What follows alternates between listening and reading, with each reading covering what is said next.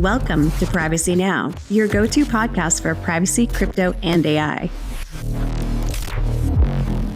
Hello, everyone. Welcome back to the Privacy Now podcast. I know it's been some time, 2 or 3 months. We've been busy.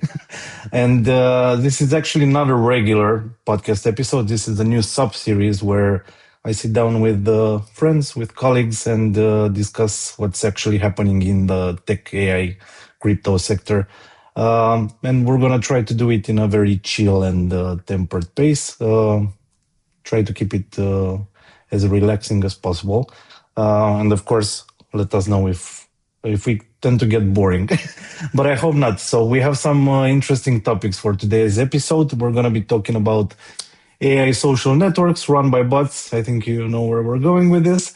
The race to AGI and whether we've already lost control. I don't know. The invisible workforce of autonomous agents, Europe's new DEC 8 crypto reporting rules, AI-generated artists, and of course, Claude's new release. And yeah, we're going to dissect everything. Welcome, Matej. Welcome, Marco. I'm happy to have you guys here. We've done episodes together in the past, but I'm happy to just sit around and chat with you guys. And I think we have some interesting topics to discuss. I'm missing a little bit of the music right now, for the relaxing vibe. Should I put on some lo-fi chill playlist? No? Okay, we're good. I know Marco hates those. I've been listening to some background music while we're developing a new product. And it's been done by Sumo, but it's really nice. It's a 30-minute, I think it's a 30-minute audio file and on loop, but you can't even sense when the loop happens. It's so good. And it's just in the background. It doesn't bother you. It doesn't, because it doesn't have any distinct sections. So it's so good. Really helps. Okay. I mean, I tend to use YouTube's work focused music, whatever playlists. Those actually work for me. So yeah, that works as well. I mean, mine is Alpha Waves. I've been using this since I started my bachelor many years ago. It's the best. What's the difference? Alpha Waves and like this lo-fi.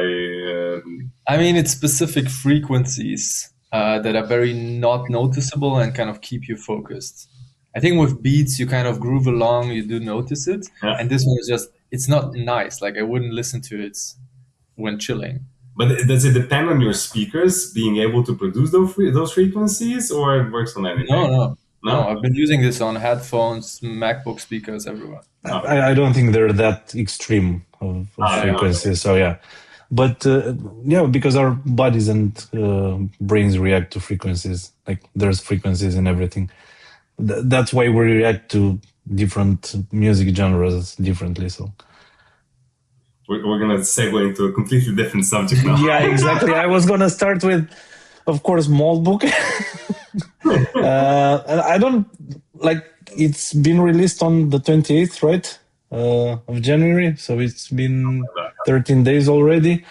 And it already feels way older. It's exactly. Like I was gonna say, is this topic outdated already? Like, should we discuss this? I don't know. So many things happen in 2 weeks in crypto. It's crazy. But still, like I still think we need to discuss this.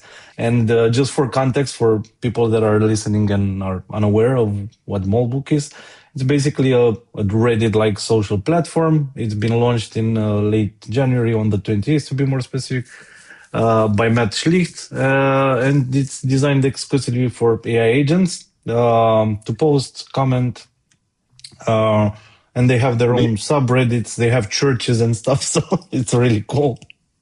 No, but it was, take a step back, where Moltbook came from, right? It was basically the Clawbot revolution, and then Moltbot, where Moltbook came from, and now OpenClaw. I mean, the renaming was due to also association to Anthropic's Claude, right?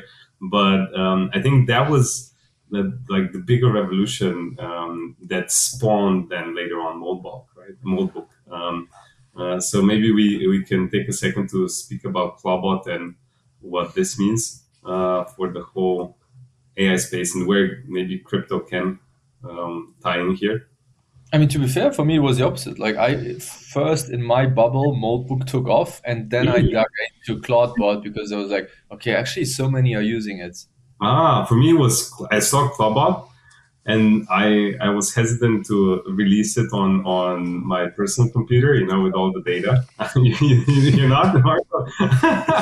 I've never done it. Yeah, me neither. I mean, I have a dedicated laptop, but then obviously it's less, I would say, you don't get that much what they call value, where it's sorting through your email, your offline docs, your subscriptions, all that, and is able to be more autonomous, right? So you're limiting it to that environment. But I think all of these new developments are too nascent to kind of let them roam free on your data, right? And you never know how they connect, to what they connect, and they're just trying to finish the task. I heard somebody. I saw somebody post on X where they were like, organize my photos, right? Did you see that, Marco? No, but I can imagine. Organize my photos. And what it did was it actually deleted all the photos. Yeah, I think I saw that post. 30 gigs of photos. And thankfully, the guy noticed in time because he was able to somehow get it from archive from Apple Cloud, because it stores what's in the trash, I guess, for 30 days or something like that, right? So he was able to restore it from there, but he made a mistake. But I'm not sure if that was Claudebot or actually Claude Cowork. I was going to ask that. I think it was Cowork. It was Cowork, yeah. But because people were like, everybody was using Cowork whenever they released it. So I mixed things up, yeah. But okay, we can talk about Cowork later on the Claude developments. But for me, similar to this, OpenClaw could just do something like that as well, right? I know, Marco, you were following the memes where they were just ordering stuff. Maybe you can share that you sent over. That was funny as well. In general, there's really good ones. Now the new trend is to be like, hey, you have $50. Now you have to earn more so that you survive. So you give it kind of this existential threat. I honestly believe most of those are fake, where they're like, yeah, it suddenly starts trading on Poly Market and it's making like $2,000 a week. I'm like, yeah, sure. Basically, there wouldn't be enough money to print. People are so gullible. Like they just want to find a way to make quick money. So if even better than trading is just like, oh, I give it to an agent and it's going to do everything for me. It's like, come on. But there was one thing with, there was actually one research when you said threatened, with the existential risk. I think they did an analysis, and if you threat the models, it's more accurate, right? Or something like that. It changes. Like the first research I saw from Anthropic, but it might be now a year ago, where they analyzed kind of the reasoning of LLMs.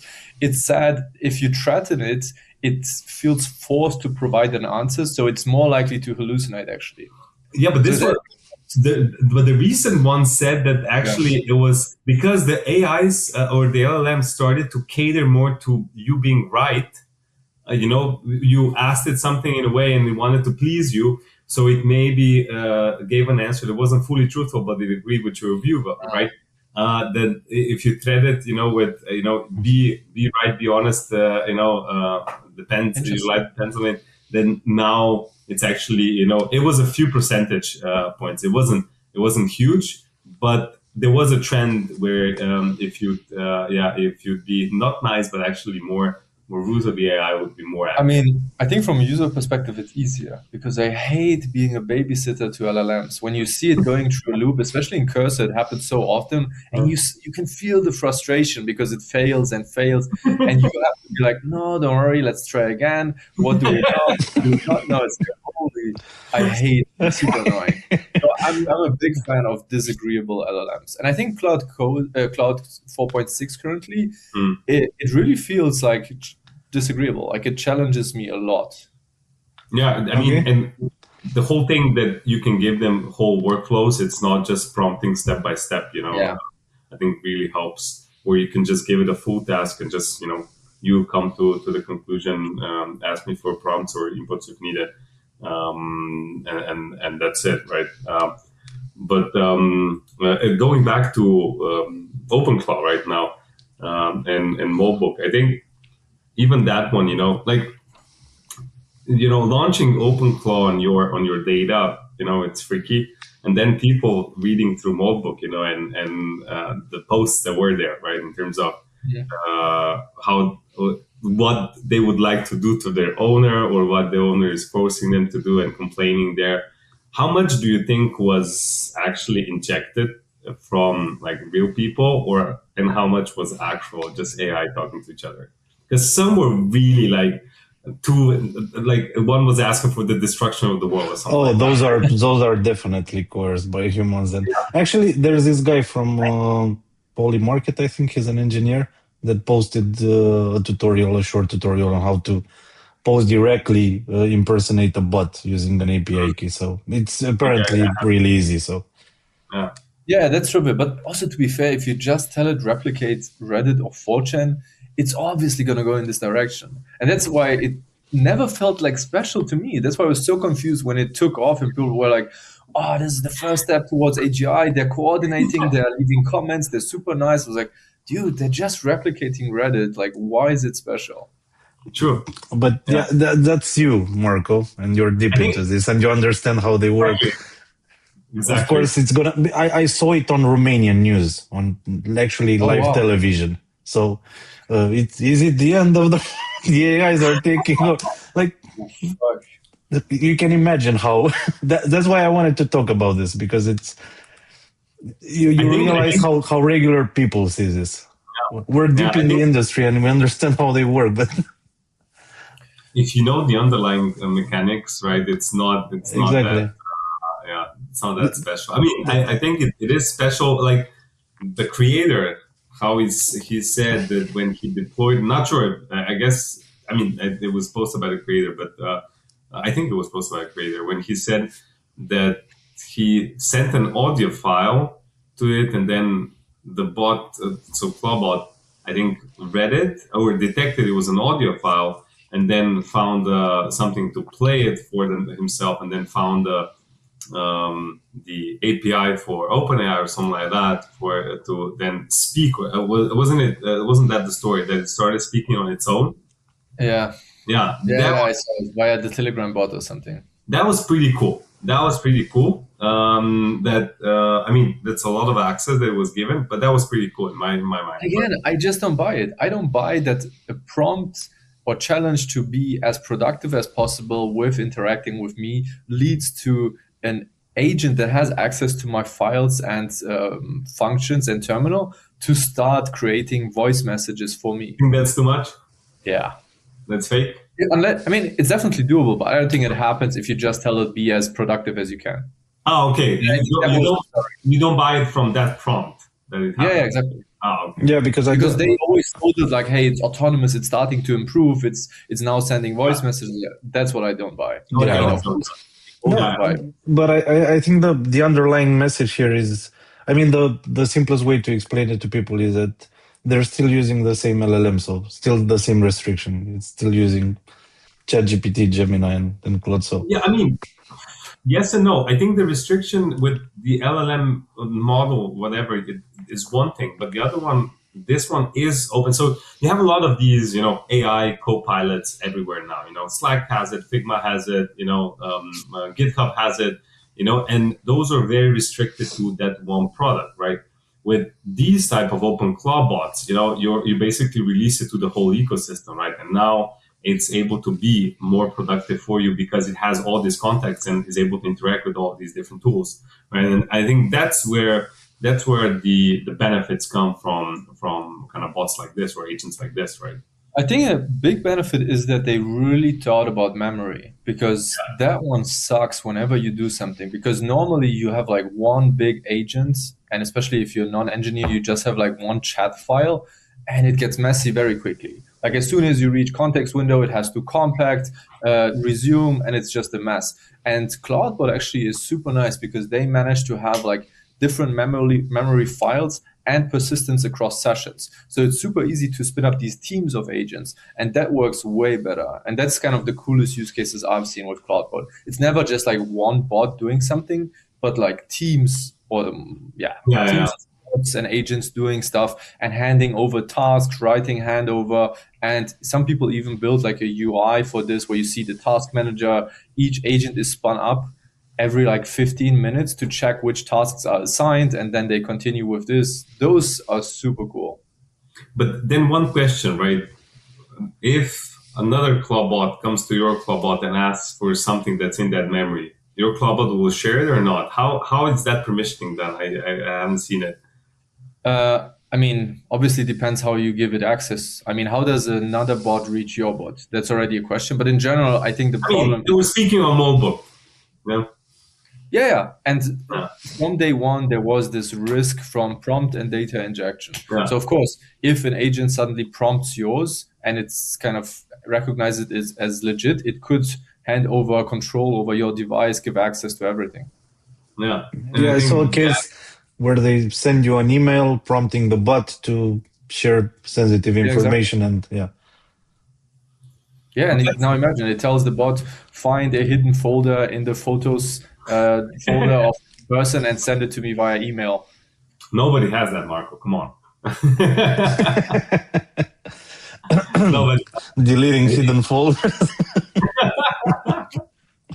But with this whole thing, I did realize that I'm really not using anything local anymore. Like everything is in Google Drive, Google Docs, etc. So I felt very limited with Cowork from the start. I was like, what folder can I ask it to sort for me or clean up? Like there's nothing I use locally. Exactly. For me, it's the other way. So I usually store the more sensitive stuff locally, right? So for that stuff, I would definitely not give it access, right?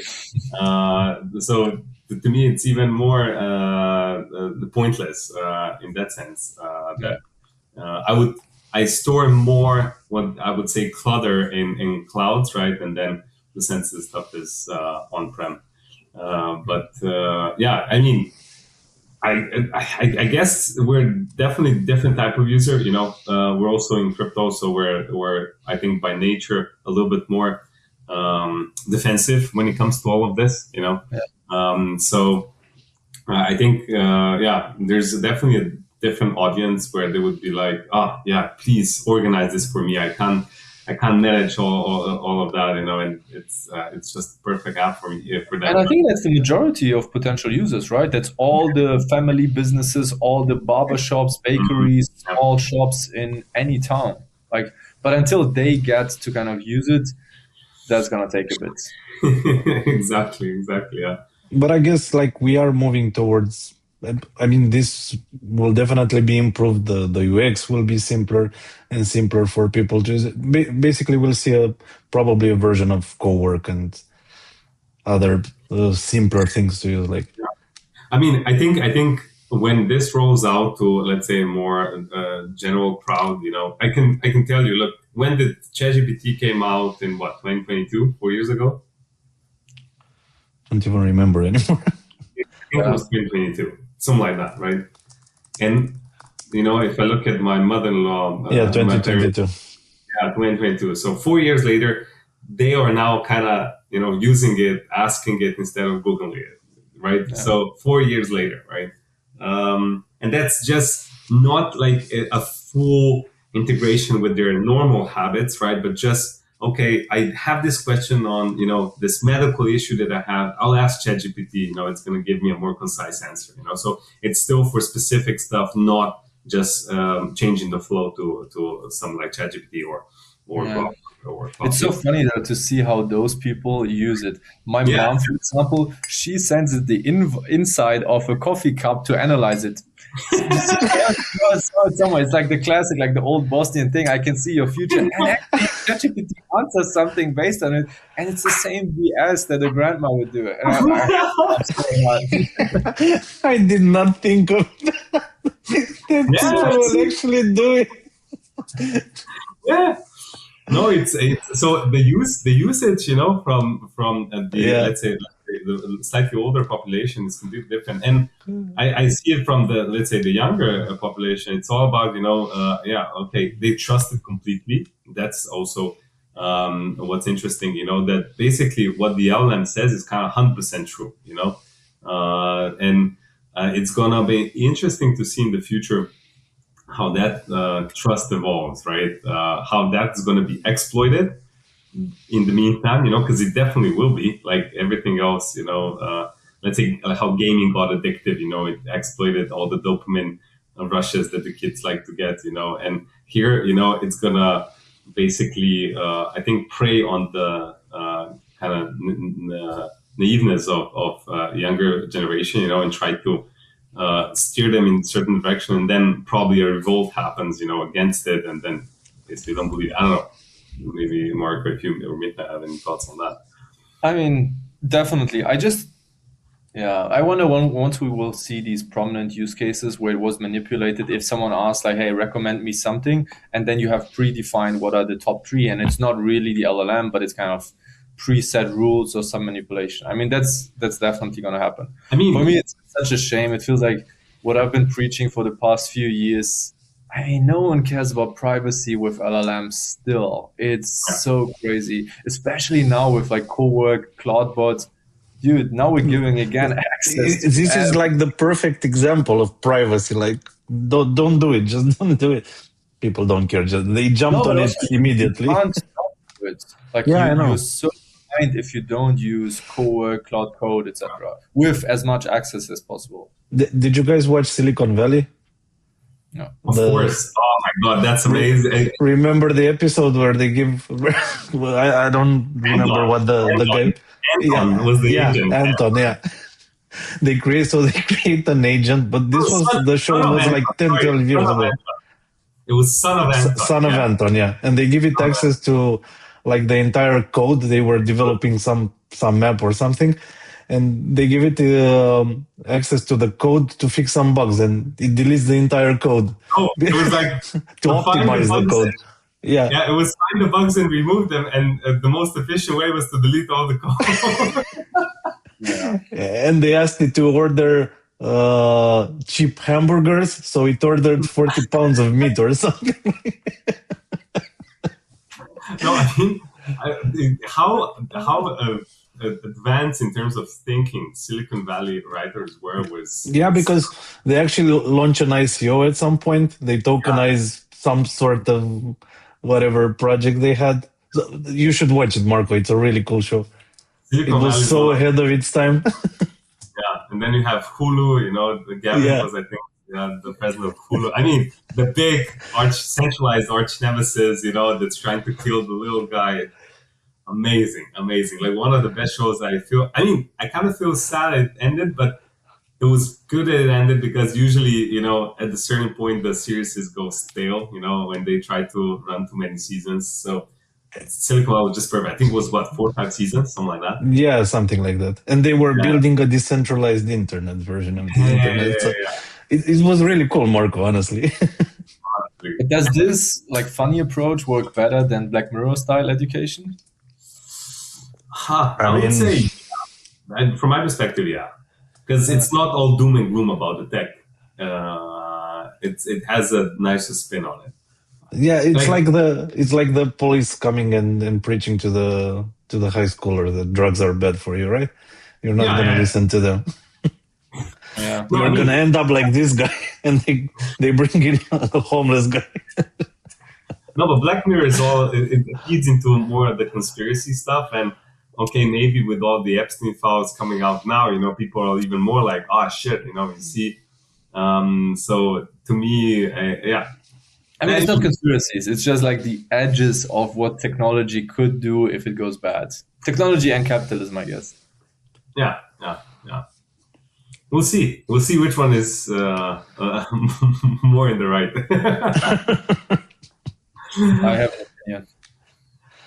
Share it if it's not too political or controversial. No, already everyone in my personal surroundings is depressed because of me, so better not ask the listeners.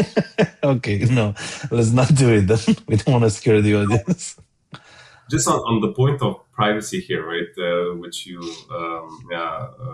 raised, Marco. I think it's the same with, like all the, let's say, password managers, right? Passwords are pretty critical, and when LastPass had huge, breaches, I don't know if you really saw a big drop off in users, right? That's the funny thing to me, I guess until the danger is very immediate, people kind of dismiss it, right? And it's the same here, I think, with data, they let it roam free, they don't care about privacy. But as you said, if, an agent would get into your hidden folder, right? Then, and those pictures get out, then, it's very immediate, and then your mind changes, right? So I think people are kind of, a little bit disjointed when something happens to somebody else. It's kind of human nature. It's like learn from mistakes of others, but usually you don't, right? You need to make those mistakes yourself, and then learn from that. So I hope that it's not going to be like that for the majority of people. Obviously, what we've been working on at Oasis, it was always about user privacy and trying to bring this tech into kind of more mainstream, right? And it's definitely something that's also in the companies, right? If you look at the HTTPS standard, right, when so many people got exploited with just intercepting all their data, they created a standard that helps now everybody. It's encrypted. Not sure if it's going to be again the burden on the projects, the companies, to develop the kind of the technology, that then the users use, instead of users flocking immediately to the more, let's say the better solution when it comes to data privacy and sovereignty, right? It's always hard. You can preach, as Marco said, he preaches a lot, but then he's the most annoying guy in the circle, right? And it unfortunately is like that. Even to an extent, I had the same experience with some of my friends. I have a portion where when there's similar paranoia as me, right? So with those we kind of click. With others, it's like, but they're still going on. Nobody's listening to you, man. Stop it. But also just people don't want to think about it, don't want to confront, especially when I'm like, look at what Claude coworker can do already. Like, why is your financial analyst job safe? And they're like, nah, no way. Before me, there will be like millions of other people going first. I'm like, yeah, and sure, it's going to happen. But people just don't want to accept it. It's crazy. Like, those are the most common discussions I have these days. It's like the same with software engineers as well. Like, why hire one senior and two juniors when you can hire a senior that uses AI and do the job of the juniors? I know. I think there's a portion of software engineers that are not using it to the extent they should, and those are going to get a little bit overrun by just people that didn't know how to code and rely fully on it, right? I catch myself how much I'm doing now, actually just prompting, different small apps that before I wouldn't even try because I knew I never learned, the syntax and everything. I understand programming logic, but writing code is something else. And I can speak for myself. So I'm a lot more. I'm less reluctant to try to do it myself and more relying on just the AI assistant to do it for me, right? And it's just the iteration is so much faster. It's crazy. Like, Marco, I know you as well. Yura on our team is a designer. How much he's doing. It's crazy. And this is where I see that potentially the non-code native people users will adopt it more at the beginning than actually the native software engineers. Yeah.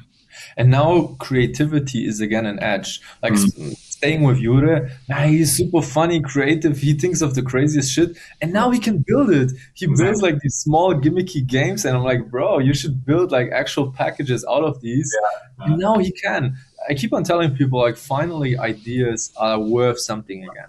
Like, my very first job was in venture capital. I was in the startup ecosystem in Munich, and I joined and I was like, oh, I have some business ideas. And they were like, yeah, tell me. I was like, no, I don't want to tell you. They're like, why? It's so stupid. Everyone always shares the stuff because you get feedback, and it's no one's going to steal your idea because it takes effort and passion to kind of build it into a company or product. Now, if you tell me something on the weekend, I will have it ready. Like, it's so easy now to build stuff to like a pretty decent MVP stage.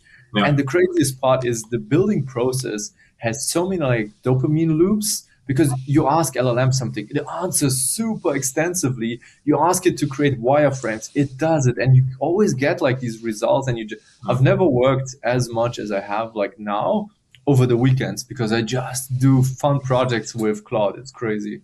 Yeah. But the actual ability of people to learn and memorize things has dropped a lot. I saw some studies that kids actually score worse on tests than previous generations. So like Gen Z scores worse because they rely on...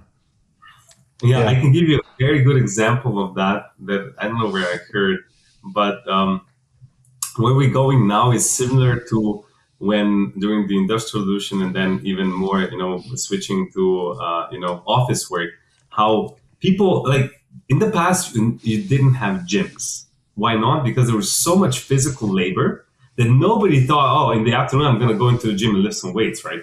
It was just, you did work in the field, you needed to walk everywhere, so there was no gym, right? And then when people became, cars came, jobs in offices came, people became more sedentary. It's like, oh, but, physical activity is good, right, for the body. So we created gyms, where people go to work out, right? And I think they said, it's going to be an interesting thing where you're going to have, kind of brain gyms, because you're going to offload so much of thinking to AI, right? But you're still going to want to train your mind a little bit, that you're going to have this, apps, brain gyms, where it's not gonna, just give you all the answers, but it's going to try to stimulate your brain to think, to memorize and stuff like that.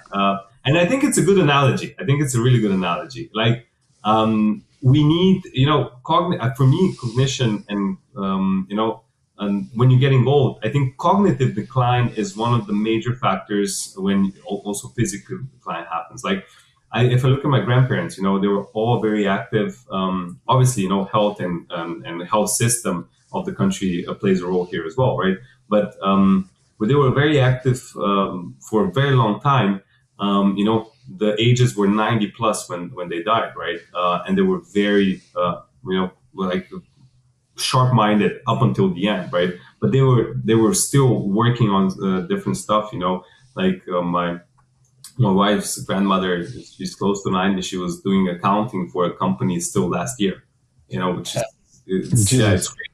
Yeah. But 86, she was still doing accounting, and she's so sharp-minded, still a very good memory, knows how to use the tablet. Now is kind of learning AI, using Gemini, because she has an Android tablet, right? So it's crazy to see it, but that's the thing. I think you need to keep your, cognitive processes very live and active. And I think right now it's still very stimulating, as Marco, you said, right?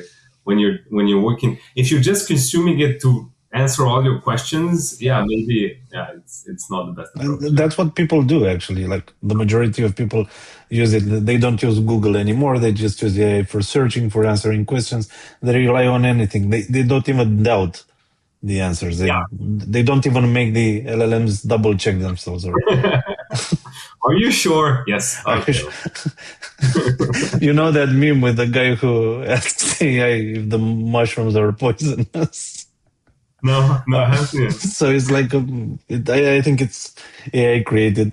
It's a meme. This guy is in the forest and asks, are these mushrooms safe? Yeah. And in the next picture, he's in the hospital. Would you like to know more about poisonous mushrooms? No, you're absolutely right. These are poisonous. Would you like to know more about poisonous mushrooms?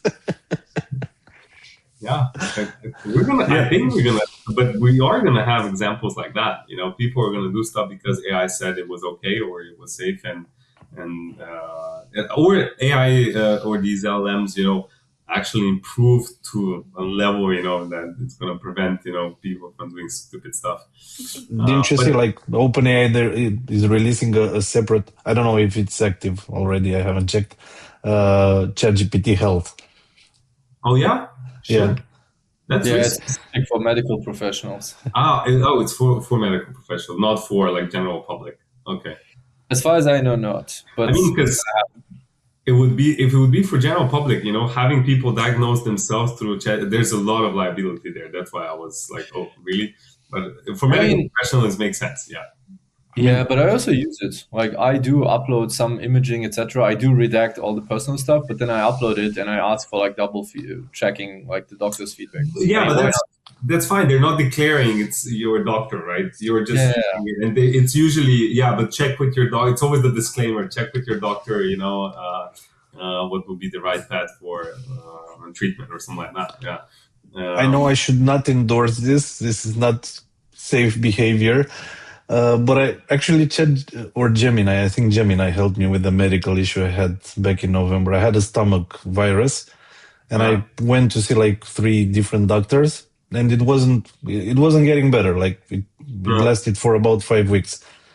And Gemini actually managed to calm me down a bit and recommend like a different treatment and a different path, and it actually worked. Honestly, like the doctors did nothing for me. But it was like a singular case. No, I think likely also you had more time to explain everything. It took more time to actually think through the problem compared to like doctors that are like, bam, go, next one. Yeah. Yeah, I mean, the doctors need to assume a lot of things, right? Yeah. What's the highest likelihood it's wrong with you? Not the edge cases. Yeah. Remember, you had a whole Dr. House department when it was dealing with edge cases. What was it? House? That was a good story. I wasn't such a big fan of House, to be honest, but yeah. I liked it. A lot of just the characters were good. But let's leave that one.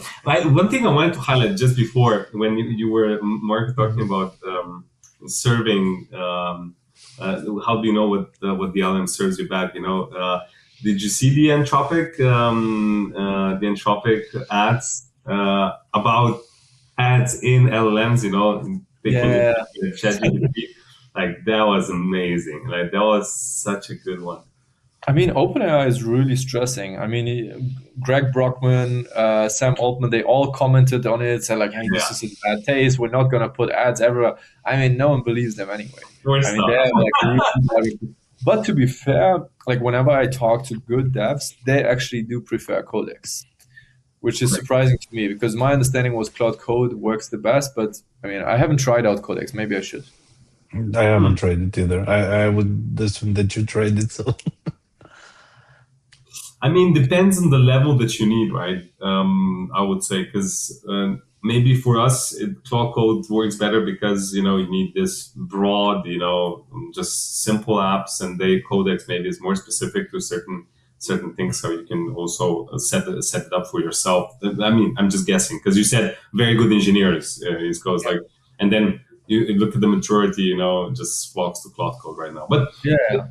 It's good to see because it's always a cycle. Cloud Code now is kind of top, and then maybe Gemini releases one. That's gonna be on. And you don't think so? I mean, not compared to like Cloud Coworker and Codes. I mean, Gemini or Google has their own CLI. I don't see it taking off. Yeah. Like Gemini, they can stick to like images and video because that's something that Coworker and Code aren't even competing with. But I don't see them being like the user-facing tool for everyday tasks. Okay. Unless it's very embedded in all the Android stuff, like with your... This is what I wanted to touch upon, because the S26 Ultra is coming out this month, I think. 25th February, I think, is the release date. I got an email this morning. And it's a Samsung Unpacked event. And there's a box that's always opening with the Samsung Unpacked, and the Gemini logo is coming out of it. So they're probably doing, again, something new with Gemini. So I'm actually curious, because I think this is like the mainstream adoption of AI agentic tools. And true. I mean, that's honestly one thing that's still surprising to me is that we don't have like these good voice agents on phones.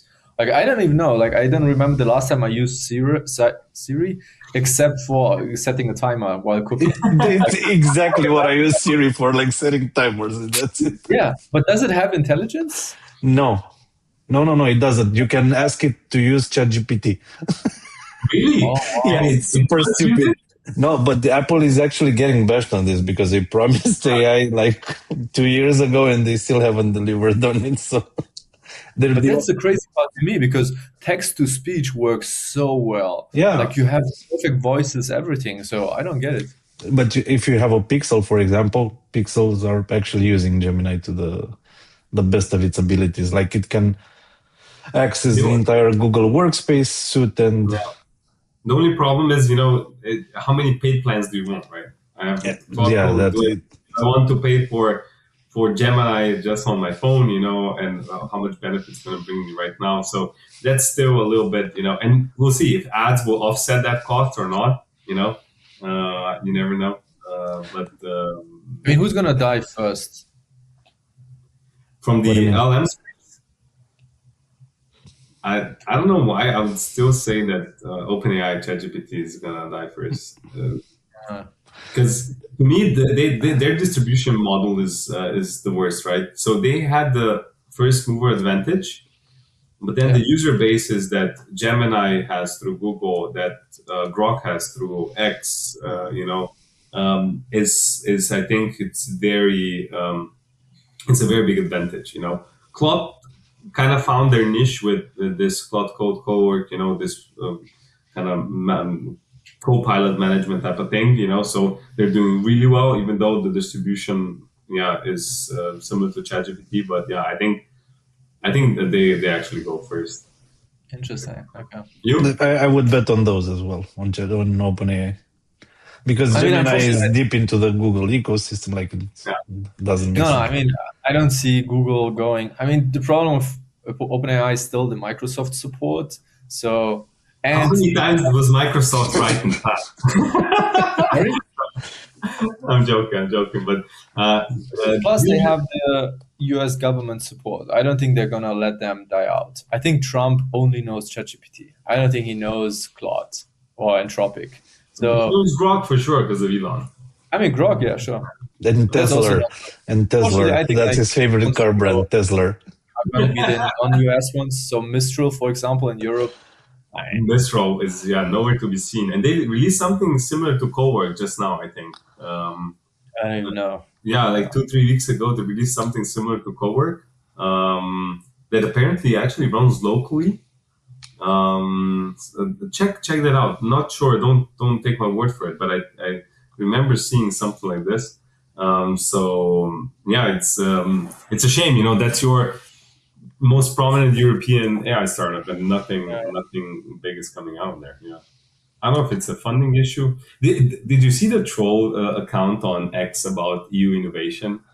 Yeah. The VC guy.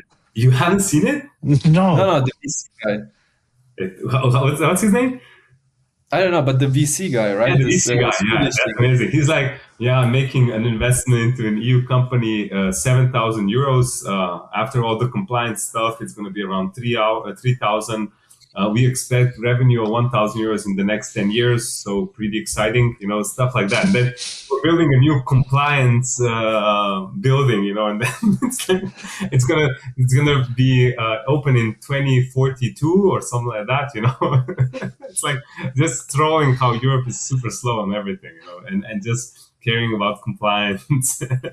But it's so on point with just what's happening in the space. Do you have it, Marco? No, I tried to search, but Twitter search in general is so bad. I don't understand how it's still the case. Like if I search for Swedish European satire VC account, it should pop up. Come on, but no chance. I mean, Twitter search is the worst. Yeah, you should search directly next. Go to. I think it is. Okay, Henrik Johansson. It's compliant VC. Compliant VC. I need to give it a follow. Put it in the link of the podcast so you can follow it. It's so good. I should actually put some links in this episode because we mentioned a lot of things.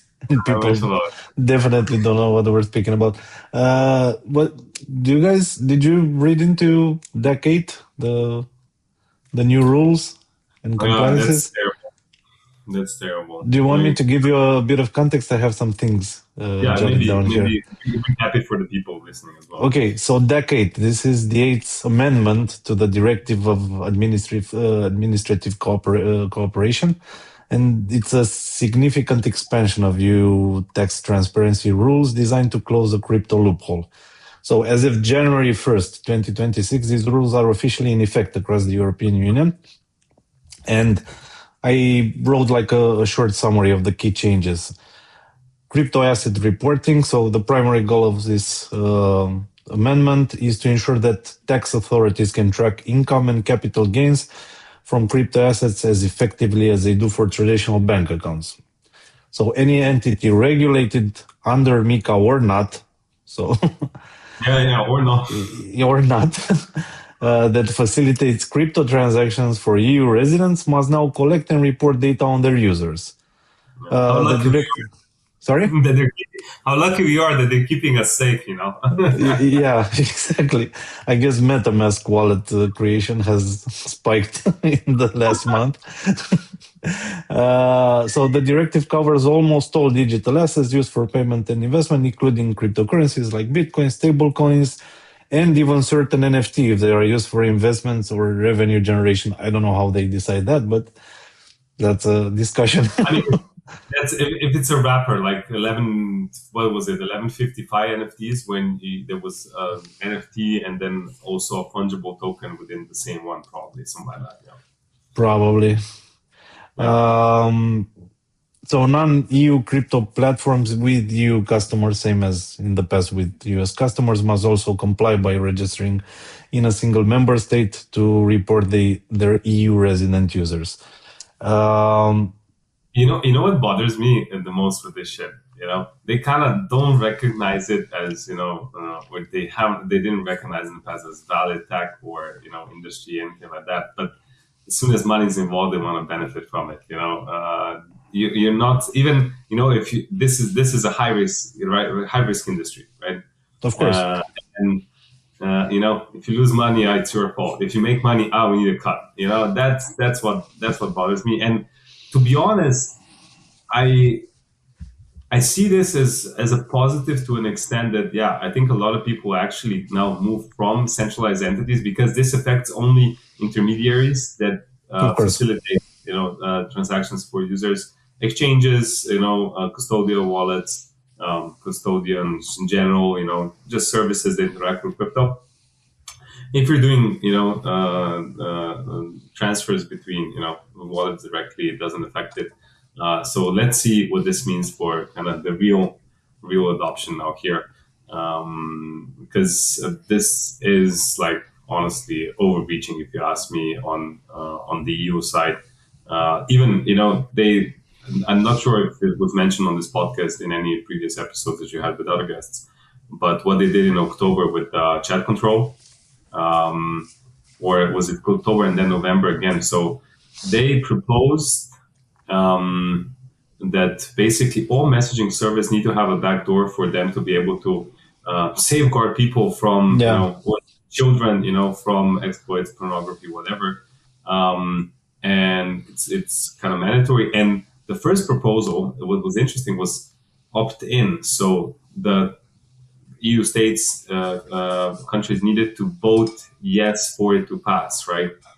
And thankfully, the majority said no.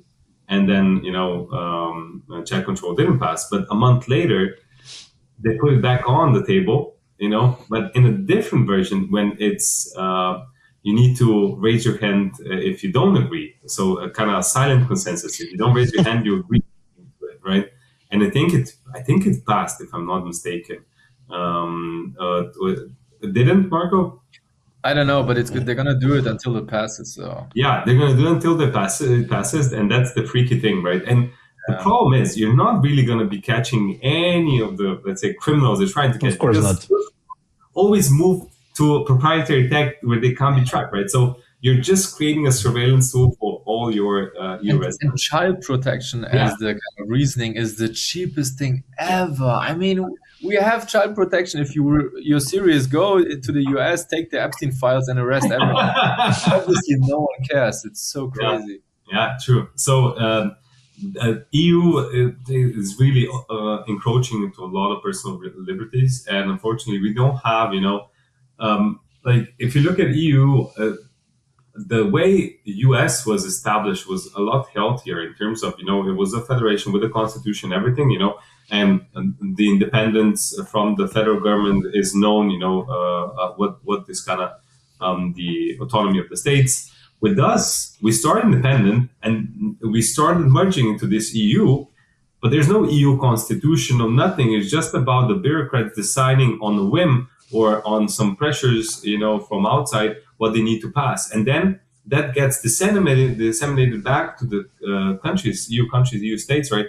And they need to accept. If you don't, right, look at Hungary and they're basically non-accepting of immigrants, right? They're penalizing them with how much a day?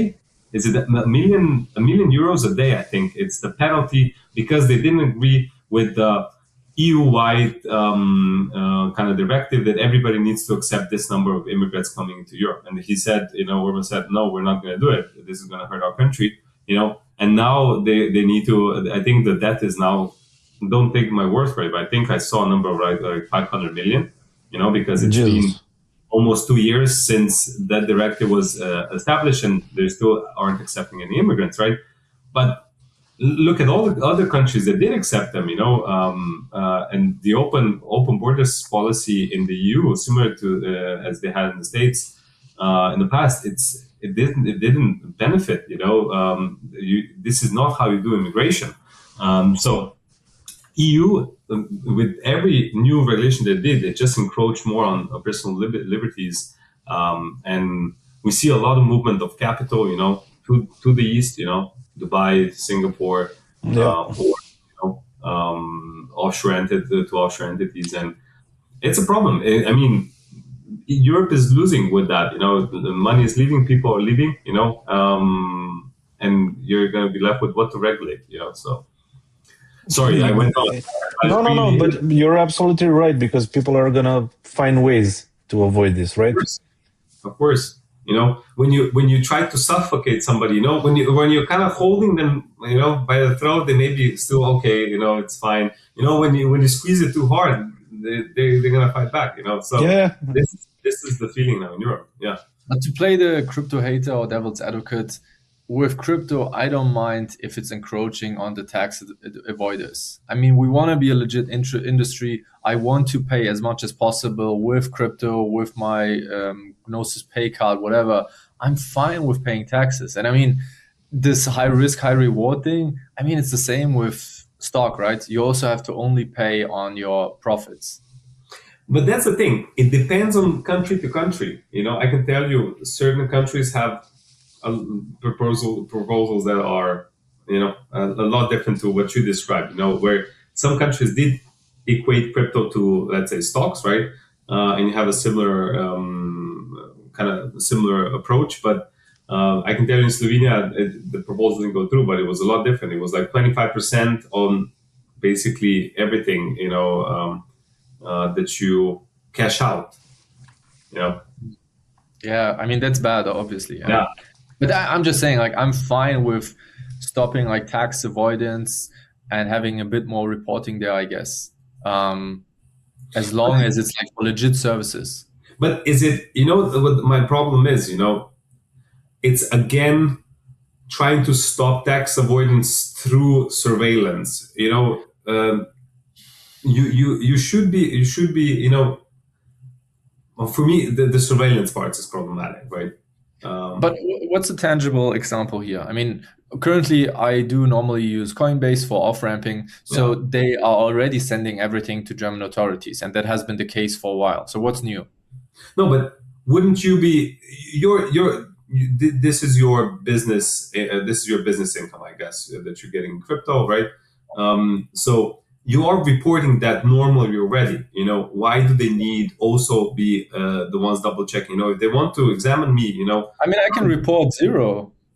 Yeah, but then you do, because they think like, hey, the government's stupid, crypto's complicated, they're never going to understand. And that's the part where I'm like, this doesn't need to be the case. No, but listen, you have other industries that are not completely digital, right?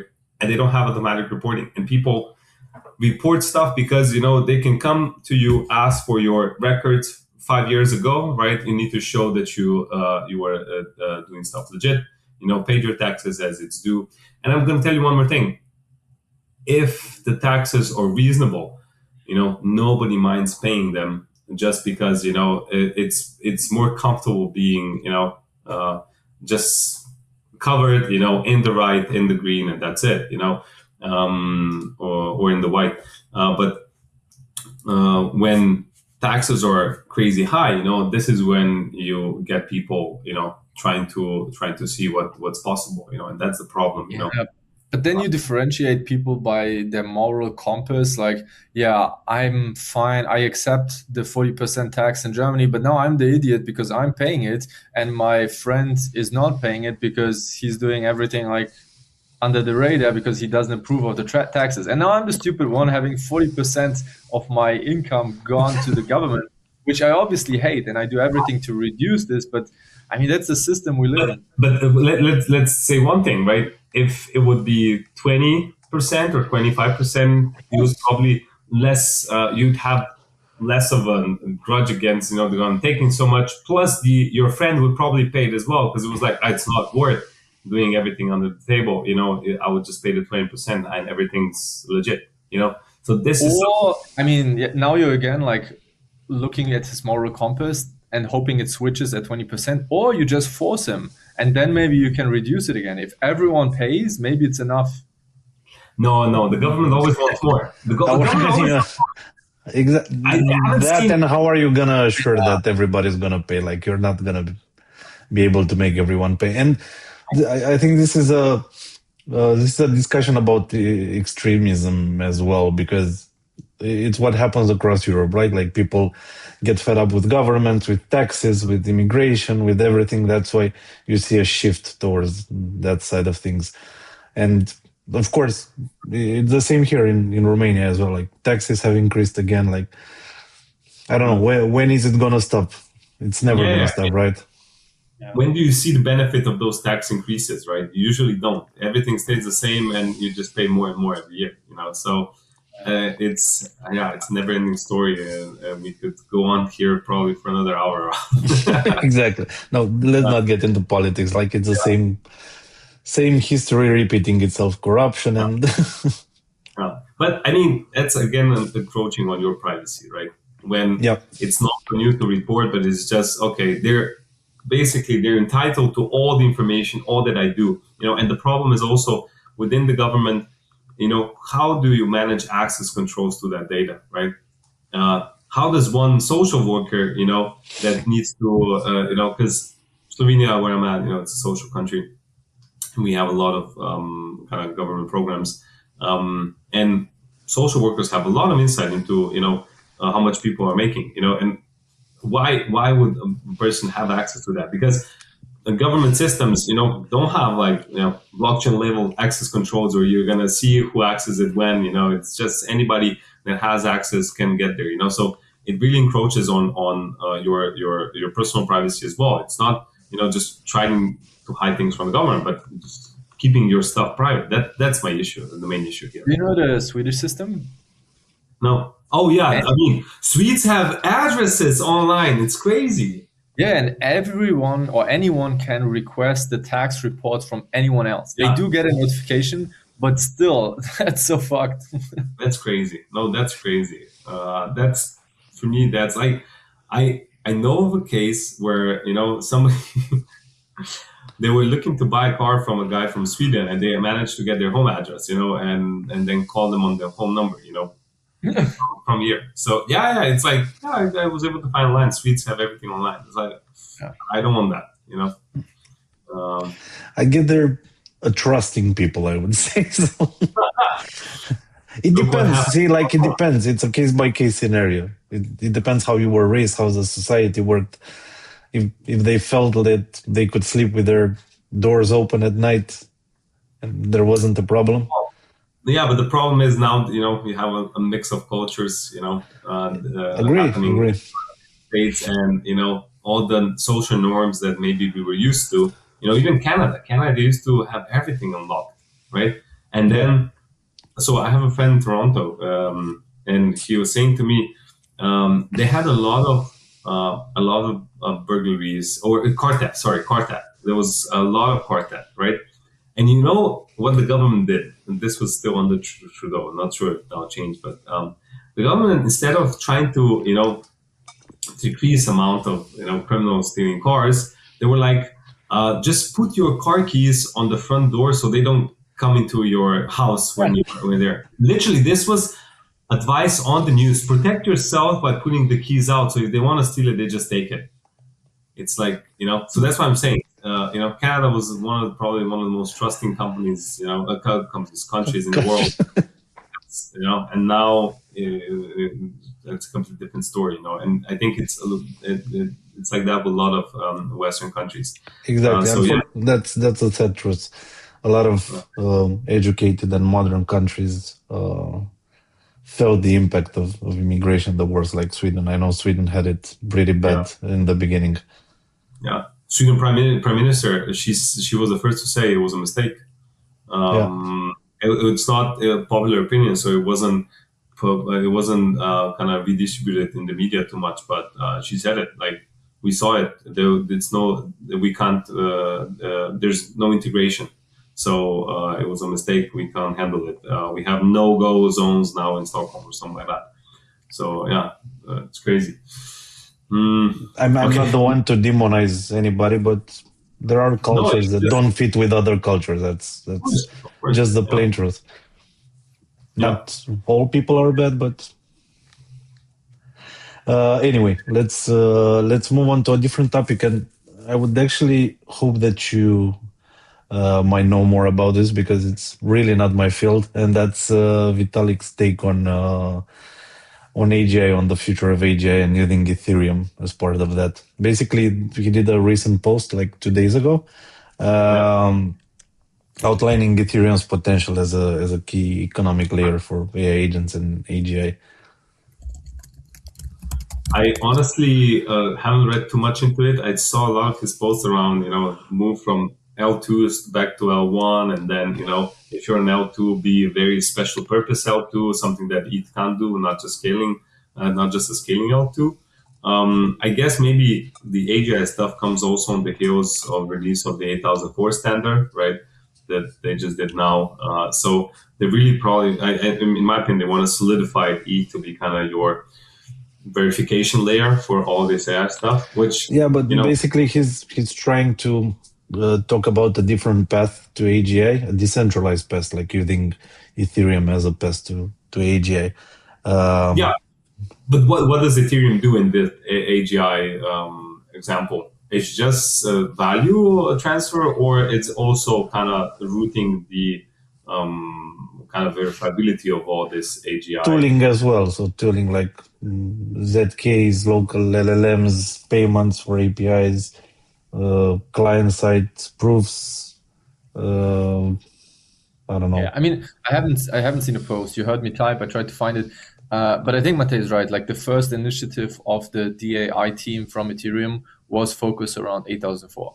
And I do think it makes lots of sense. I mean, my recent article for Forbes was about 8004 going on mainnet, and it explains a lot like why Ethereum is pretty much the only choice, because it is credibly neutral.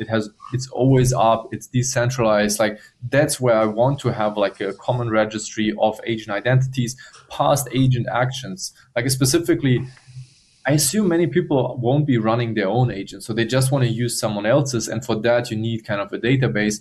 And where should this database be? Obviously not any centralized provider. So you kind of want to have Ethereum as this credibly neutral system for agentic truth. That's kind of how I see it. I don't think Ethereum is going to be the one to reach AGI or something. I don't think they're even trying. They just want to provide the infra for the relevant parts that needs to be censorship resistant and kind of credible. I mean, to me, it kind of goes hand in hand with, I mean, a good analogy would be, smart contracts, right? Small contract or a defined program, what happens, when this and this action is done, right? And you want kind of that verifiability for the agent, kind of, have some root, maybe it's just a checksum for, okay, this agent is able to do this. A modified version won't mirror the checksum that's online. So it's doing some actions that are not visible here. So for me, it's just the verifiability of everything that AI does. I mean, you can then set. Imagine if you have this trust layer or this reputation system, and let's say it's not malicious in terms of that you're kind of cooking the ratings of the agents, just injecting some very, good rated agent there. Clawbot, would be able to kind of then through that see, okay, I'm okay to interact with these agents, but not with these, because these will probably inject some code into me that it's going to extract some information or something like that. I mean, maybe. Marco, what do you think? I mean, I think it's going to be tough to build a reputation system because that can be gamed super easily. And even if an agent has like a perfect track record, if it's a high value thing that they can abuse, it's still going to happen. So I don't know. I don't know how relevant it's going to be in reality. I think it's definitely a right approach. I think Ethereum is the right home for it. But practically, we're going to need different guardrails to limit bad actors. Imagine you have an agent like a bank employee, right? So he's working in the bank 20 years and then, giving out money. And then he has a chance, there's 10 million just sitting, will he take it or not? That's something. But he was a role model for 20 years, Yeah, you never know where the potential click is.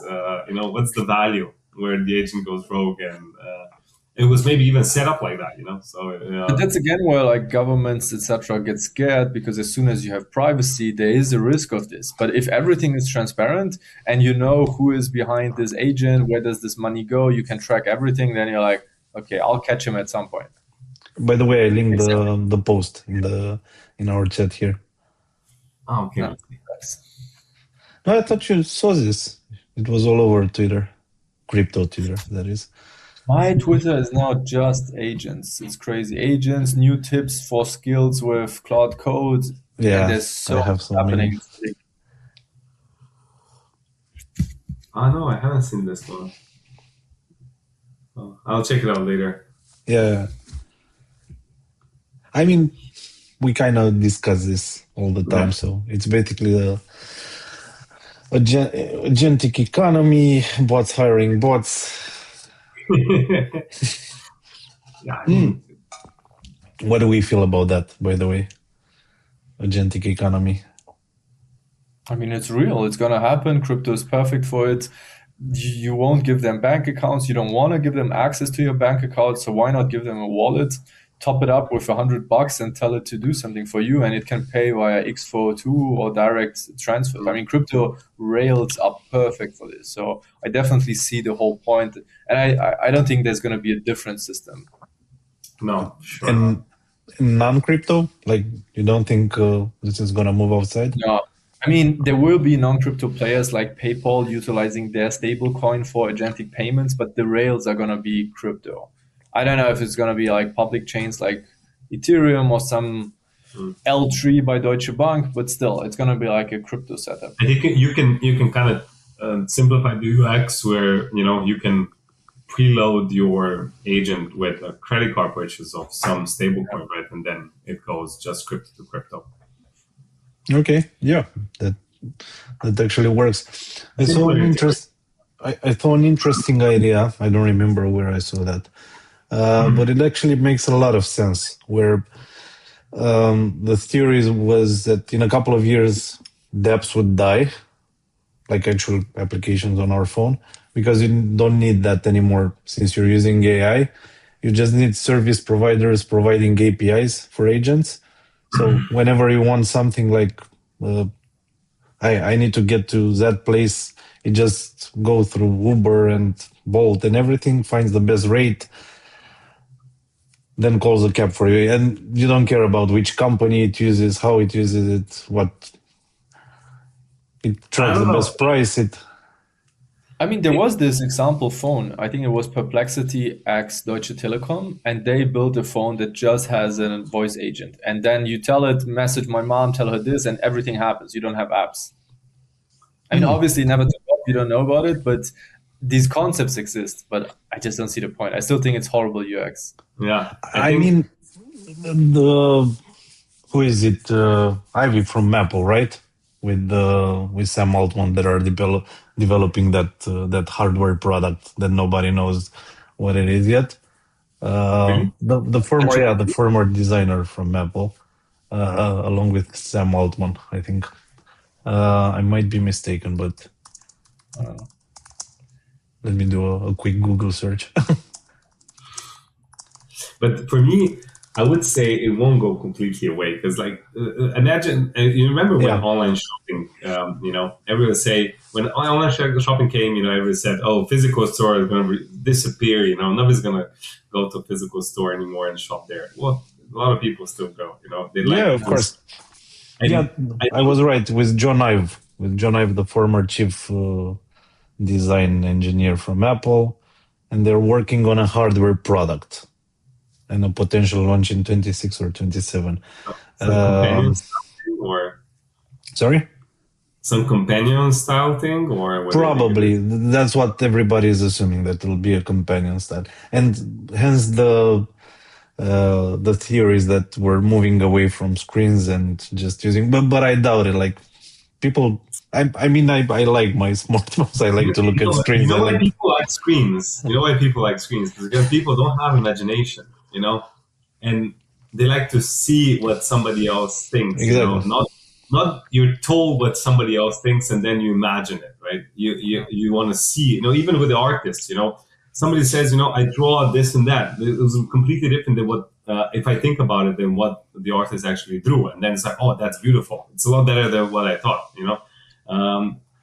What I do think will change is the kind of way we interact with things. I think there will be an always-on system, kind of like you have your Alexa at home. It's going to be like your Claude on your MacBook. Just as soon as you have an idea, you can shoot it out. It goes into memory somewhere, already does the task, and you continue with your work with your regular interface.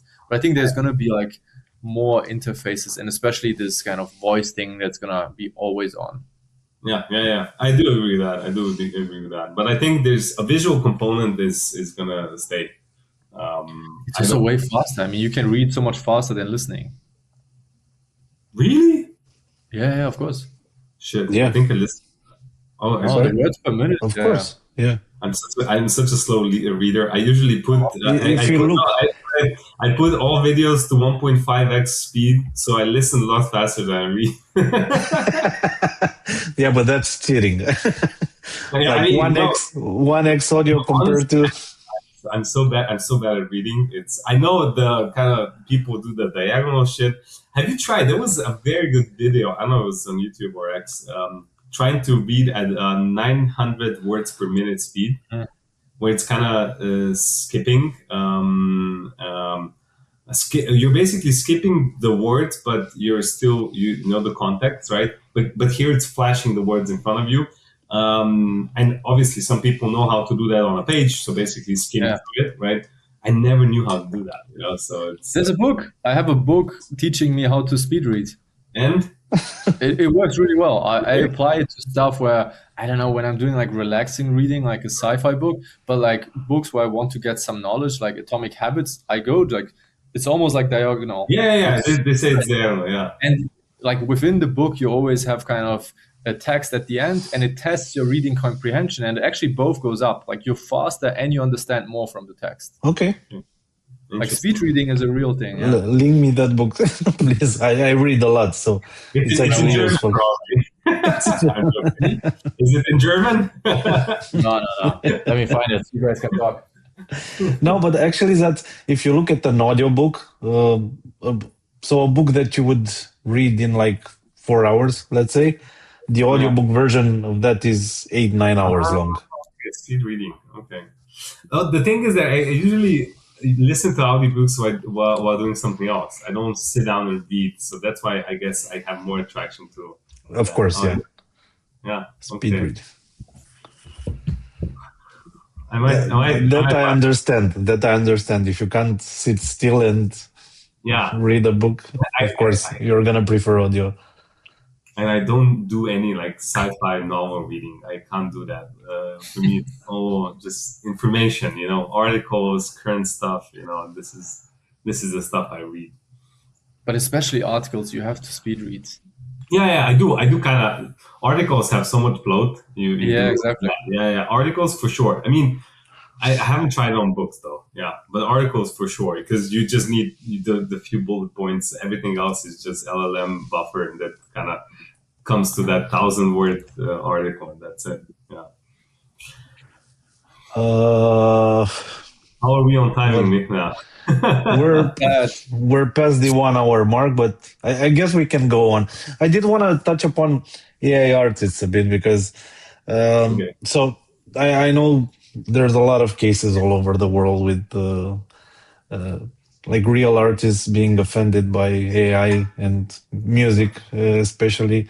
It's kind of getting out of hand lately, but in Romania, for example, we have an AI artist that topped the charts. Really? She's called Lolita Cercel. And actually, this was super funny. So I was riding with a friend in the car, and he's like, "Dude, so they released a new track. Let me try to find it." And we were riding my that old Jeep of mine, which has like a crappy stereo system, like you can't understand anything. So he plays the track, and we were talking in the car. I didn't pay that much attention, but the flow was nice and the beat and everything. So I played it in my other car, and I was, is this AI? Like the lyrics didn't sound natural. Like it was weird. Like this doesn't make sense. What the hell is this? So I searched for it on YouTube because I don't watch music videos anymore. But I searched for it on YouTube, and I was like, okay, so this is AI. This is definitely AI. And people weren't even aware. Everybody was listening to the track and saying how beautiful the girl was and everything. And it became a smash hit. So now it sparked all this controversy because it touches upon the culture of the Roma people in our country, like gypsies. And they were offended because she's portrayed in a way that's not flattering in any way. And of course, like regular artists being offended by this, a place in the charts being taken by an AI artist. So what do we think about this? First, Michna, I see you're the fault that MTV got shut down. You don't watch videos anymore. I don't watch videos anymore. Like, I can't do that. No, I remember end of last year, I saw the news like, oh no, MTV is shutting down. It's like, shit, that still existed, in the 90s, we did watch a lot of music videos. They had the best shows, like MTV shows were the banger. Cribs, and then... Next. Yeah. What's the Flavor Flav thing? Oh yeah, the Flavor Flav with original trash TV stuff. Yeah, true. Pimp My Ride wasn't that? That was. Yeah. That was on MTV, right? Yeah. I love that. No, but you're right. I mean, the problem that people have with it is like it's learning from basically everything that's out there, from all the artists, and making kind of something new, but it's obviously influenced. But I think, do you remember the Ed Sheeran lawsuit? The Marvin Gaye people sued him that he was using the chords, I think 4 chords. It was a big thing. So I forgot what was the song that he was sued over for, but I think the Marvin Gaye kind of legacy, or whoever inherited the Marvin Gaye rights, said that I think it was it Sexual Healing or which song? Let's get it on. And it was Ed's song was Thinking Out Loud. Thinking Out Loud, right? They said that he copied the chords, right? And you know how he won? He said, look, the whole industry is using 4 chords, and with these 4 chords, I can play any song. And then in the courtroom, he came with a guitar, and the judge was, just asking him to play this song, that song. He did that on several TV shows then as well, right? Where he basically can replicate any song with those 4 chords and sing along, right? And that's the thing, right? Everybody's imitating. So even the real artists, right? They are influenced by the music that's already existing, right? So how you're taking, that AI is targeting just your music and copying your music. Well, you probably copy it from the past as well, right? It's not completely original, right? But I think the discussion is about creativity, because AI can't get creative. It just randomizes already existing stuff. So people's creativity is also just influences from the past. And my creativity is horrible. AIs are way more creative. But you're not a music artist, Marco. But that's the thing. That's why they're offended. Now everyone can be an artist. Yeah. Everyone can be a developer. Everyone can be everything. That's the amazing part for me. True. I mean, we talked about Sumo at the beginning, right? Yeah. Sumo is such a good product. I use it a lot. Exactly. Not for like background music, but for like custom songs for my parents. I'm on a birthday. I just put on a song like with the names of the guys, the birthday kid, and it's amazing. It's incredible. I've done songs for my brother's wedding, etc. Yeah, I think everybody's offended, when it's encroaching. It's the same with taxi drivers and Ubers. It wasn't AI, but when Uber came, every city, at least in Europe, every city where taxis had kind of monopoly, there were riots, of course, Uber's taking our jobs, and now it's AI, it could be someone else, but it's just AI. So I think to be fair, the only ones not complaining are actually the developers, and I'm now surprised, because it's also based on their public work and like public repos, maybe even non-public repos. And now suddenly there is this tool that's kind of almost better than you. I mean, when you put it into open source, you expect it to be repurposed, right? So for the public stuff, I'm saying, so you kind of say, okay, everybody, can utilize this to the extent of the license, right? But you're right. It's interesting to see that developers are not. Yeah. But the developers are a different breed, They're a bit more introverted, a bit silent. It's a good Twitter post. I'll do it afterwards. No, but like for music, there's a lot of legal battles going on, because music labels are advocating for this walled garden approach, where AI music shouldn't be streamed on Spotify, and they should use like specific platforms for it. And look at piracy, right? The music and the film industry went crazy when piracy was big, and they just changed the medium to subscription services and made it a lot easier to use, right, to consume. So everybody just stopped bothering with torrents and just have Netflix, Spotify, and stuff like that. So I think there's going to be a change, that's going to have to happen here. People are still drawn to people, if you ask me, So like people like, fandoms, like Taylor Swift probably has one of the biggest one in the world, right?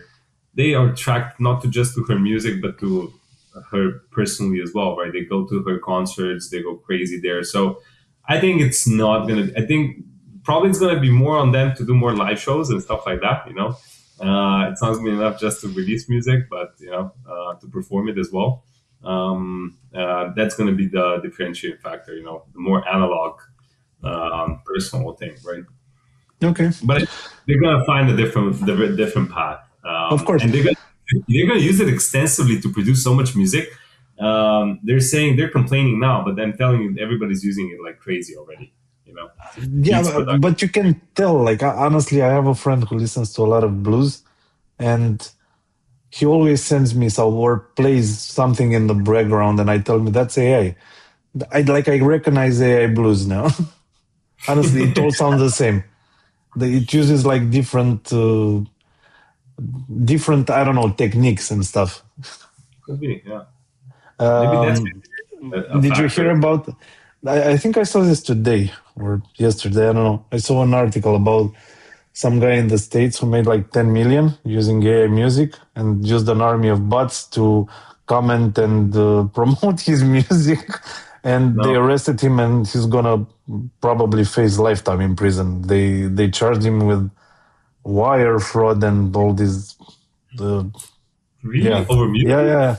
Yeah, because it actually took the money from like real artists. Money that was supposed to go to real artists went to his account, and he probably promoted it on Spotify and that sort of thing and monetized scam. I don't think it was just like AI music. No. So that was probably impersonation of other artists, not just AI generation. Right?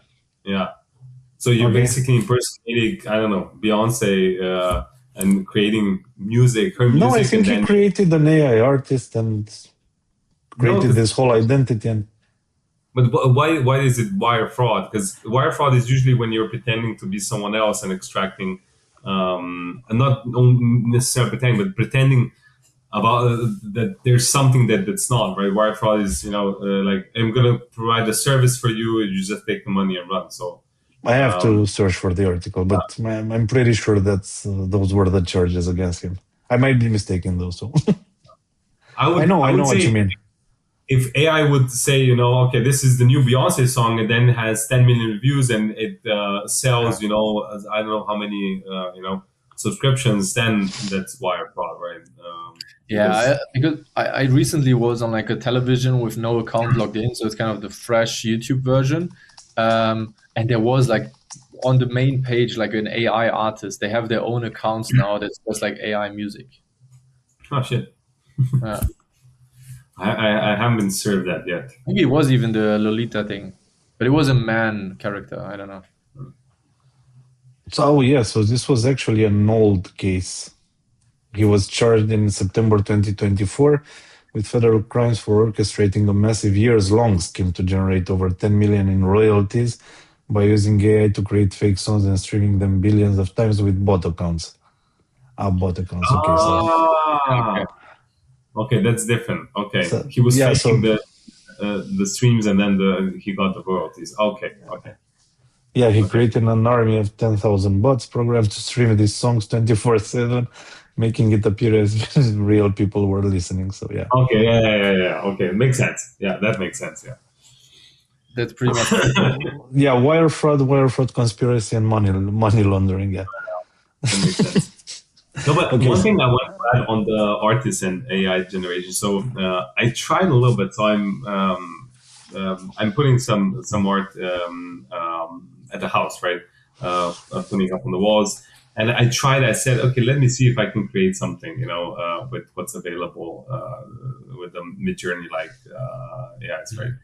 And even with that, it's not that easy to create something like visually appealing, you need to have, a sense and eye for it, So I went, and then went with some real stuff from Michna, your recommended Katawiki. And I found some good stuff, honestly, from some Polish guy that I'm putting up that really liked, and even if it is, AI assisted, maybe even, you still have to have an eye for it, you need to kind of know what you want to prompt it, right? It's not just enough that you have an idea, because maybe you have something in your mind, it just doesn't translate into what you want to do. AI doesn't take it that way. I don't know, Marco, what's your it might be a prompt skill issue. I don't know. The thing is, thinking about imagination issue as well. I'm not the most imaginative person when it comes to art, right? But exactly. Know what I like when I see it. Like, you can have like long back and forth discussions with Claude, and then ask Claude to create the prompt that you then use in any kind of image gen tool. But I was thinking, like, I don't know if I would even want to have like an AI generated picture at home. Like, it's so nice to have the story, like, hey, it's a Polish artist, whatever. I don't know. There's no story behind it, I feel like. I mean, the story is one thing. Like, I gave access to this tool for my son, and he created it by prompt. And then there's a story, but me creating it, I don't know. Yeah. No, I just wanted to see, like, I wanted something a little bit more abstract. So that's why I said, okay, if it's abstract, maybe I can get something good from a prompt. It wasn't really doing it for me, What you try to do, like draw me a blue BMW with a jungle background? No. So it's more, shapes and colors and stuff like that. It never came out as I imagined. So and I was trying to steer it in the right direction. And then correct something, and it would correct completely different to what I wanted. So yeah, it's maybe a back and forth with Claude would work better. I mean, normally these video gen or image gen tools, they have prompt guidelines. So what I normally do is, after I have an idea of what I want to do, I give Claude the prompt guidelines, and then Claude creates the proper prompt. Okay. Yeah, I do that as well with all AIs. But if you're doing something very specific, that works, right? If you're trying to do something abstract, even I didn't know exactly what I want. I just was seeing, you know what I mean? Like if I need like a logo for this and that and these colors, I'm gonna be able to steer it. When I say create something nice in these shapes and colors, it's kind of guessing. And I know the prompt is the issue, but I can't define it more, without just ruining the whole thing. So yeah, you need to undergo a prompt engineering course. I think that one is just an iterative process. Ask it to create two, you pick the better, adjust the prompt. I don't know. It takes. I was doing that for a little bit, but then I just got tired of it. But no, I like the idea of asking your son or someone to do something, and then it's a real piece on the wall. It's also cool for them. Yeah, that's a funny one. Just seeing how they would interact, or what would be the instructions. Because did you see the programming dad asking his children to give him instruction how to spread peanut butter and jelly, how to make a peanut butter and jelly sandwich? Did you see that? Yeah. It's so good. It's like, grab the knife, he grabs it by the blade. No, not like that. It's like, I didn't mean like that. That's not right. Well, he said grab the blade. It's like stick it into peanut butter and just puts it in and drops it. No, you still hold the knife, And then, okay, put the peanut butter on the bread, and then he puts it, so this is the flat bread, right? He puts it like this and puts it on the edge, No, you need to spread it here. So it's the instructions, are the trick, and we'll see that with prompting. Let's see how good they will be at just generally understanding the context. I think that's going to improve as well, where they're going to just know, from all they know, everything they know, they just know what you mean, and the prompting is going to be less and less important. That your prompting skill is going to be less important. Yeah. This is, we were talking about going back to Moltbook a bit. That there's that whole church that they created, subreddit. It's a religion called Crustafarianism.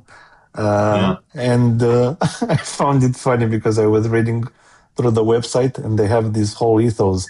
Actually, they have a gallery of pictures, and in one of the pictures, there's this Latin saying it, in principio erat promptum. And the original one is in principio erat verbum. In the beginning, there was the word. And in the beginning, there was a prompt. That's so cool. I found that very funny. In principio erat promptum. And you don't think that was injected? Probably. Dude, where does the DNS come from? Who bought the domain? What? Who bought the domain? Who hosted this on this DNS? Who adjusted this? No, even the AI would go to a Latin phrase, and change it. Like that's very creative. Yeah. That's very creative, and I think the AI doesn't have that kind of creativity yet. There's actually a post where the bot that owns the admin of the subreddit encourages the other participants to create more images because they don't have enough images in the gallery. But like this whole church is bullshit because apparently this guy deployed the agent, and overnight he says he woke up and found this whole church created and website and everything. Like, exactly how did he purchase a website, configure DNS and everything? And I don't know. It seems very far-fetched to me. But it's on the news, so that's true. That's true. See how gullible people are. And news and media outlets, especially, since they're not doing any research on this, just picking up any news that's out there. Okay, last topic, and we can. Oh my God, we're 1 hour and 34 minutes in, but I enjoy this. Like I knew this would be a good idea, like these talks. And Marco, I think this is on you. The new release of Claude. You're the Claude user. I don't use Claude, to be honest. No, why? I mean, I use it, but not that much. I tend to use all models. So, what subscriptions do you have? Sorry. What subscription do you have? Gemini, Perplexity, and ChatGPT. No, from Claude. I don't have a subscription for Claude. It's the only one, but I'm going to switch from OpenAI to Claude now. I mean, actually, now you do have Cowork, and you had Code before with the Pro subscription, which is just like $20. Man, it's an app for your device. So I actually have it on my MacBook, and I've now switched heavily from like Anthropic, from OpenAI to Claude. Like I use Claude Code for all my kind of app building projects or website, etc. And Cowork for lots of ideation. If I need to create some files, analyzing Excel sheets, like for me, it's a game changer. And the coolest part is now I can finally onboard my girlfriend, friends, because for them, Claude Cowork, it's pretty much the same. It's kind of an LLM interface, but there is agentic kind of reasoning behind it. It's tool calling. You can see what kind of files he created. And that's what's super fascinating for like non-engineers and those people that have never kind of interacted with Cursor or Claude Code. So for me, Claude Code is still kind of the go-to for anyone that has some familiarities with IDEs or terminals. But Cowork is now the game changer because finally everyone is interested. Okay. Question. Do you need the plus, the most expensive plan for Cowork? No. Pro is enough. Okay. Now Pro is enough. Okay. Like last 2 weeks or something. Before you needed the max, but the 5x was also enough. I have the 5x and I never reach my limits actually, and I use it daily. Okay. Then I'll definitely switch to Claude. Yeah. I mean, try out Cowork. I mean, there's just no reason not to. Be careful with the accesses that you give. Like I just give it specific folder access, but it's fine. And I actually have a Mac Mini designed for this. I installed CloudBot on this one. I'm afraid to let the AI in. But you have the Claude Mini Kimi combination? Yeah. Oh, nice. I know the Mac Mini sales have gone through the roof ever since CloudBot came out. See? Are they more expensive now? Sorry? No. Are they more expensive? No. Okay. Apple doesn't increase prices based on temporary demand. They're actually super fair. Like people were bashing them for their high prices. Now everybody has overtaken them. Like Samsung, Huawei, and all the Chinese brands are now more expensive than Apple at launch. But is one Mac Mini enough to run like a local model? I thought no. I always thought that you need like 3 or 4. Probably this Kimi one is enough. The one with the M4 Pro is more than enough, I think. For the Kimi 2.5, I think, yeah. Okay. There's a guy that I follow. He created his specific Clawbots on old phones, on old Android phones. Mm-hmm. Okay. Repurpose has 3 phones on the table. Like I need to check that out more in detail, but it's a pretty cool use case because the phones are actually quite powerful if you look at it. With the amount of RAM and chips that they have. So repurposing some old phones to do some specific task, it's pretty sweet. Interesting. And again, it's very limited environment. You just format it and then you put on what you want. And that's it. I haven't tried Claude Code with not using like Anthropic models. So I do generally default to Opus 4.6 now. Okay. Opus 6, yeah. This one has a 1 million token context window right now. I think so, yeah. Jesus.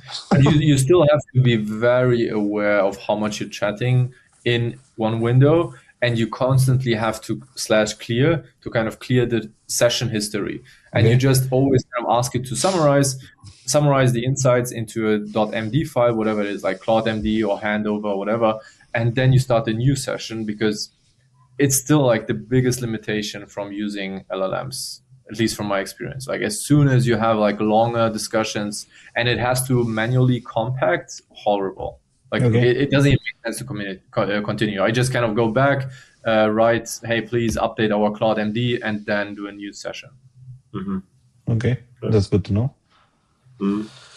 I don't know. I don't have anything else, guys, to discuss. I think we covered quite a bit. Yeah, I know. Let's see if anybody gets through the whole thing. this went on longer than expected, but yeah, for sure. Yeah, I missed one meeting. You did? Oh, sorry about that. Cool, guys. Thank you for joining. I think this was a very fun episode. I'll have even more topics for next time. No, I'm joking. Like, we should stay away from this 2-hour mark. Yeah. It's too long. People will get bored. There was much to discuss, and especially recently, it amplified. Kind of, I don't know. It accelerated so crazy. It's impossible to stay up to date. Like, I'm really overwhelmed. Like, with all the Claude skills, new tricks and tips, it's like I kind of gave up. My bookmarks on Twitter is so long. There's no way I'm ever gonna get through it. Exactly. I keep telling myself I'm gonna allocate 3 hours today to go through all the bookmarks I made in the last week. I give up. Like, that's crazy. But you know what's funny? You know, somebody would maybe think, this is kind of first episode, so there was a lot to talk. Everything that we spoke about is pretty recent, so it's not like we spoke about like things half a year back. It's just past month. We didn't even scratch the surface of the past week in this episode. I mean, Moltbook, I think, was the oldest topic, and still most people have never heard of it. Yeah. True, it's like 12, 13 days old. Jesus Christ. Cool. Thank you so much, guys. And for our audience, I hope you listen to the entire episode. Let's see how the next ones will look like. But as I always say, stay private, stay safe, and I'll see you in the next episode. Bye-bye. Bye, everyone. Bye.